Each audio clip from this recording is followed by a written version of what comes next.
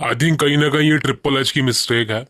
Because मेरे opinion से triple H को पहले सोचना चाहिए था कि भाई रॉयल रंबल को जे उसो पे पूरा डिपेंड करने से चीज़ अच्छी नहीं हो सकती।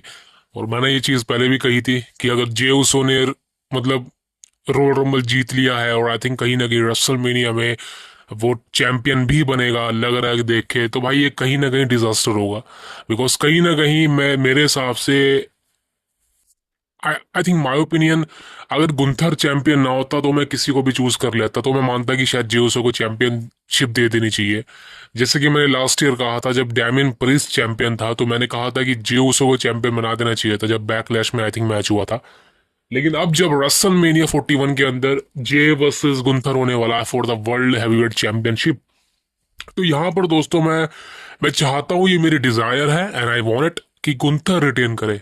मैं चाहता हूँ कि गुंथर यहाँ पे वर्ल्ड टाइटल सक्सेसफुली रिटेन कर ले अगेंस्ट जे ऊसो। बिकॉज मेरी कोई देखिए जे ऊसो से मेरी कोई दुश्मनी थोड़ी ना है, और आज आई डोंट थिंक सो कि जे ऊसो से कोई ऐसा बड़ा इम्पैक्ट पड़ा है कि हमने रॉयल रंबल जीत लिया है।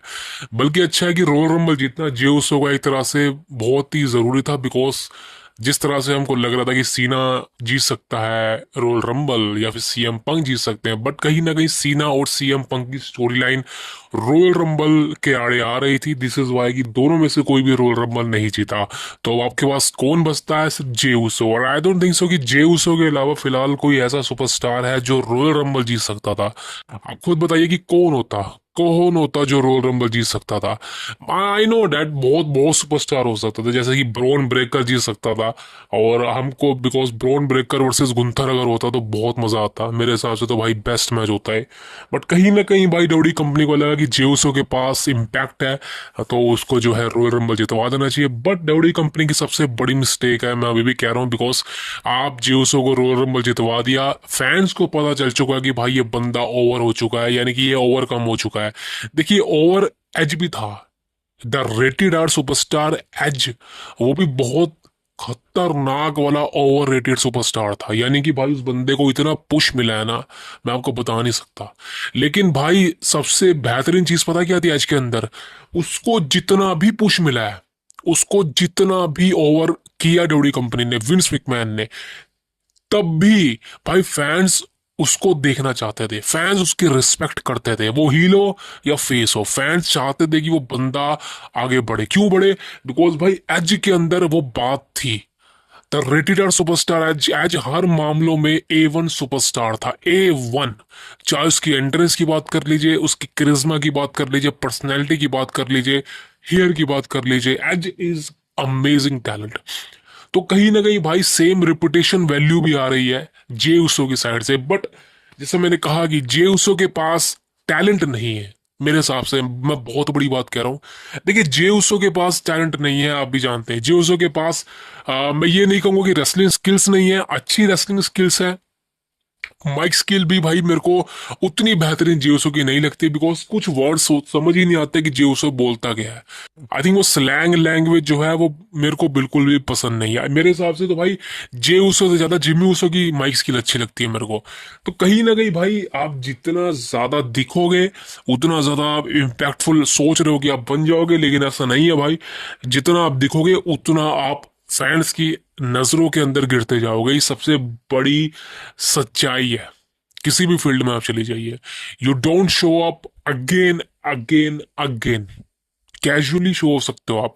बट यहाँ पे जियोसो के बारे में सबसे बड़ी रिपोर्ट दोस्तों ये है कि जियोसो रेसलमेनिया में गुंतर को हरा देगा भाई। अब आई थिंक जैसा मैंने कहा कि इससे बड़ी डिजास्टर चीज नहीं हो सकती कोई भी। बिकॉज गुंथर की रिंग नहीं कहूंगा बहुत अमेजिंग है, बट जियोसो से हारना ये बहुत ही डिसअपॉइंटेड बात है गुंथर के करेक्टर के लिए खासकर। बिकॉज अगर गुंथर जेउसो से हार गया तो गुंथर खत्म है, गुंथर खत्म हो जाएगा। लिख के दे रहा हूं, गुंथर का फ्यूचर कंपनी के अंदर खत्म है।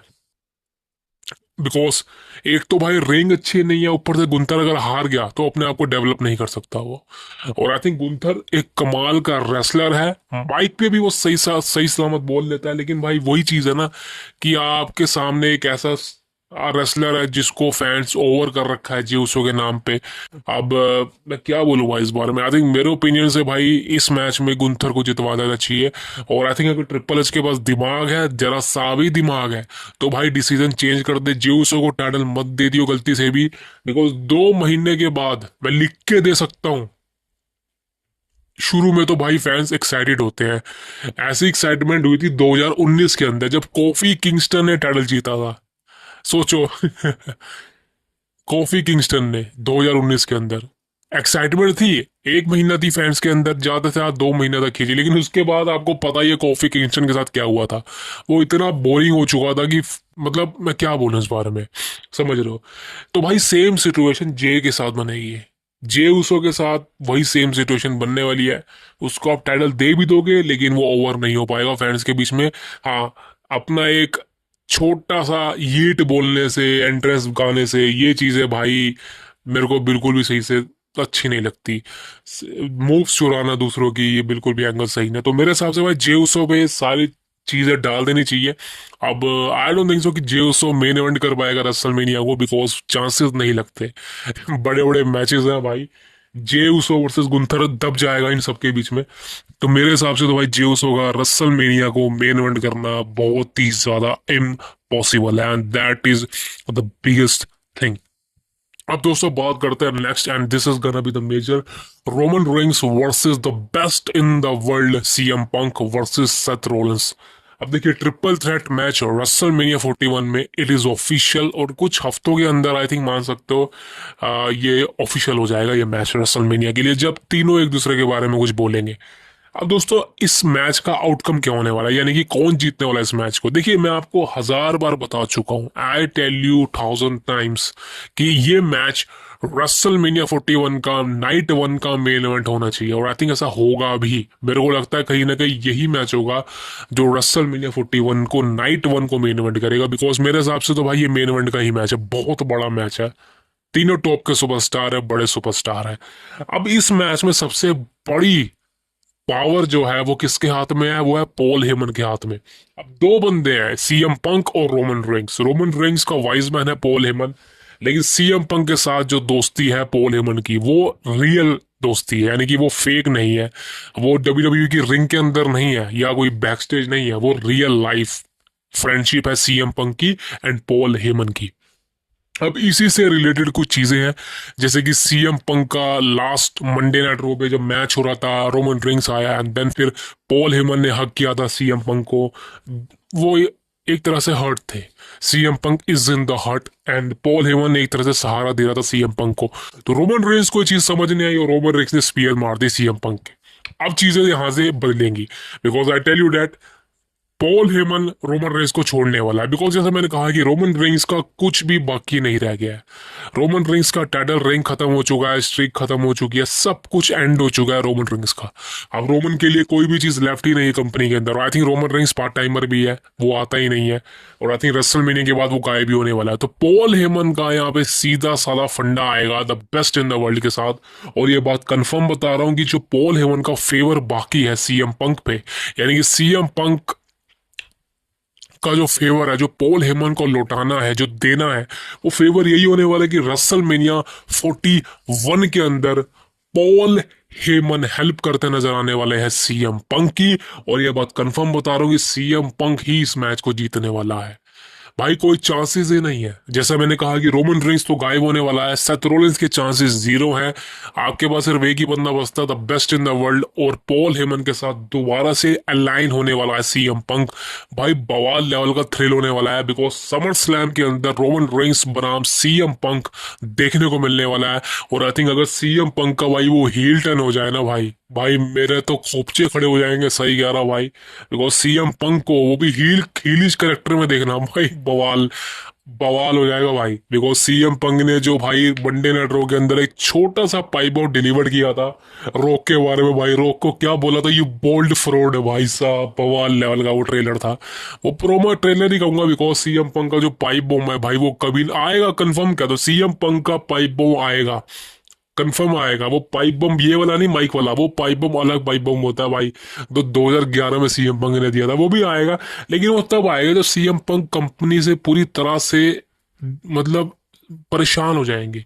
तब वो प्रोमो सामने आएगा, बिकॉज सीएम पंग कहेंगे भाई मैं कंपनी में वापस आया, मेरी वजह से कंपनी इतना कमा रही है, मेरी वजह से इतनी व्यूअरशिप आ रही है, मेरी वजह से टिकट सोल्ड आउट हो रही है, और तुम मुझे बदले में कुछ नहीं दे रहे। तो सीएम पंग का वो पाइप बम बहुत ही जल्दी आएगा। लेकिन एक बात कंफर्म करता हूँ, जिस दिन वो पाइप बम आ गया ना भाई, मैं सही कहना चाहता हूँ भाई, प्रोफेशनल रेसलिंग इंडस्ट्री एक तरफ और सीएम पंक एक तरफ, भाई सही कह रहा, कोई डिफरेंस नहीं होने वाला।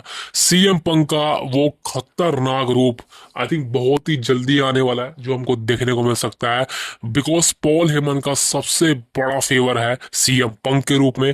और आई थिंक रेसलमेनिया 41 के अंदर इससे बेहतरीन चीज कुछ नहीं हो सकती कि आपको सीएम पंक एक विक्ट्री अर्न करते नजर आने वाले हैं रोमन रेंस पर और सेथ रोलिंस पर। That is the biggest thing. And the last update is gonna be John Cena, the final boss, and छोटा मोटा लक्कड़ ट्रेविस स्कॉट। अब देखिए, सबसे पहले बात करूं जॉन सीना और रॉक के बारे में। क्या जॉन सीना और रॉक एक साथ आएंगे?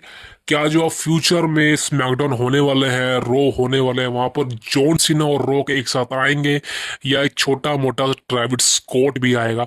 अब देखिए, स्कॉट का तो मुझे पता नहीं वो आएगा या नहीं, because I don't think so कि उसको हीट काफी मिल रही है, बिकॉज जिस तरह से उसने जो कोडी रोड्स की गर्दन पे अटैक किया था, वो कहीं ना कहीं अनएक्सपेक्टेड था, अनप्लैंड था। तो समझ लो कि ट्रेविस स्कॉट के चांसेस तो मुझे नहीं लगते। लेकिन हाँ, रॉक और जॉन सीना ये दोनों साथ आ सकते हैं। फिलहाल मेरे को शुरू में नहीं लगता। जॉन सीना आने वाला है मंडे नाइट रॉ के एपिसोड में, और वहां पर रॉक के चांसेस नहीं लगते। लेकिन हाँ, एक बात कंफर्म कह रहा हूँ कि रॉक और जॉन सीना ये आपको रसलमेनिया से पहले साथ देखने को मिलने वाले हैं।